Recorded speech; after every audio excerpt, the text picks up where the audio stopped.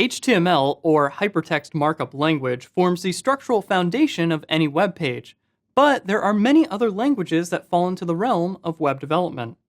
To build this project, we're also going to learn CSS, or Cascading Style Sheets. This language will help us modify things like fonts, colors, page layout, and so on. Just about anything that has to do with the visual aesthetics can be accomplished with CSS. Just like HTML, we'll get into CSS in much more detail later on, but we should try out some simple CSS first, just so that you can see how it works. Let's jump into our workspace and add some style. Workspaces has several settings that we can adjust depending on our personal preferences. I'm going to click on the View menu, and I'm going to select Highlight Active Line. This won't change anything about the project, but it will highlight the line that we're working on. If I press Enter a few times and create more lines, you can see that it will highlight wherever my cursor is. I'm going to delete these extra lines because we won't need them, but if you'd like to turn on line highlighting as well, you can go ahead and do so in the View menu. You can also make other changes in the View menu, such as increasing or decreasing the font size. You can also restore the default font size. In addition, you can adjust these using keyboard shortcuts.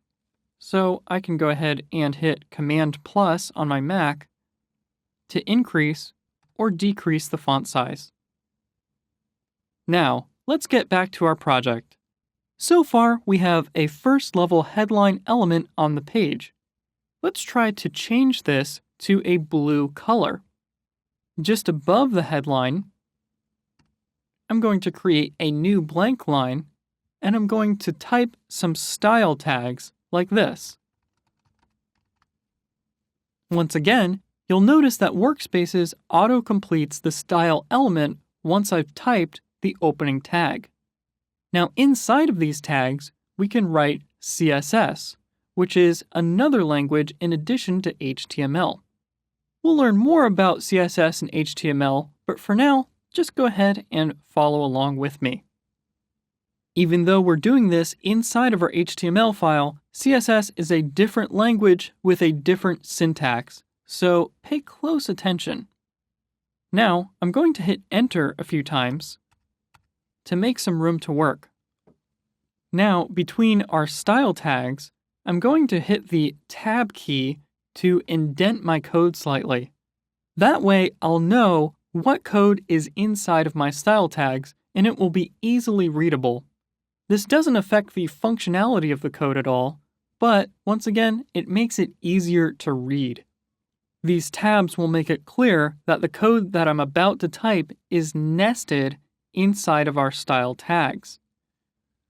Down in the bottom right, you'll notice that Workspaces has automatically detected that this is an HTML file, so it will highlight our code appropriately and make it easy to read.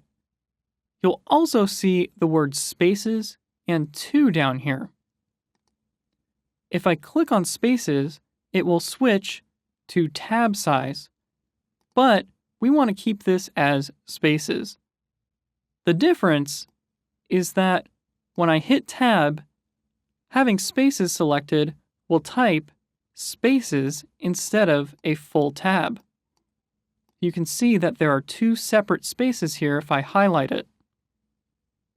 I can adjust the number of spaces it types by just clicking this number 2 and changing it to a 4 and hitting Enter. Now, if I type in my workspace and hit a tab, it will actually indent by 4 spaces. This is just a personal preference, so you can go ahead and change this to whatever you'd like. However, most programmers use spaces, and they only use 2 spaces, so you may want to keep those defaults.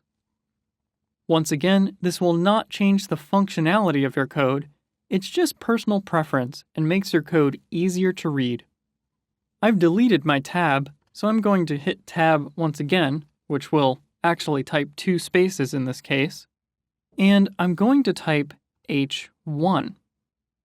This is what's called a selector. It will tell the browser which HTML element we'd like to apply our styling to. More specifically, this is what's called an element selector. There are many different types of CSS selectors that we'll learn about, but this one is very simple for now. Next, let's type a space after our H1, followed by 2 curly braces. You can type curly braces by pressing Shift and the square bracket keys on your keyboard. So that's an opening curly brace, and that's a closing curly brace. Now, place your cursor between the 2 curly braces and press Enter twice. This will give us some space to work. Once again, I'm going to hit Tab to indent my code again because the code I'm about to type will be nested inside of this element selector, which is nested further inside of our style tags. Finally, we're ready to apply some styling to our headline element. Type out the word color like this. Then type a colon by holding down Shift and pressing the semicolon key, followed by a space, and then typing the word blue. At the end of this line, type a semicolon.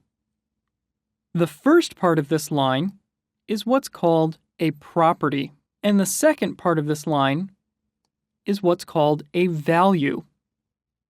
We'll go over many CSS properties and values later on, but for now, it's just important to get the syntax right. In Workspaces, if you highlight a CSS color, it will give you a preview of what that color looks like. Make sure that you've typed everything in your workspace, just as I have in my workspace, and then save the file. Once again, you can do this by hitting Command-S on a Mac or Control-S on Windows. You can, of course, also do this by going to the File menu and hitting Save, but it's faster to use the keyboard shortcut. Now, if we preview our workspace, you'll see that the text color has changed from black to blue.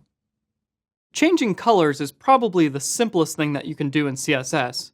There's much more to learn, and as we'll discover, CSS is extremely powerful and can do far more than just simple text formatting. In fact, most CSS is so complex that you wouldn't ever want to put it inside of your HTML document. As we'll learn later on, most websites are built with separate HTML and CSS documents. If you think you're ready, take the code challenge after this video and write some CSS on your own.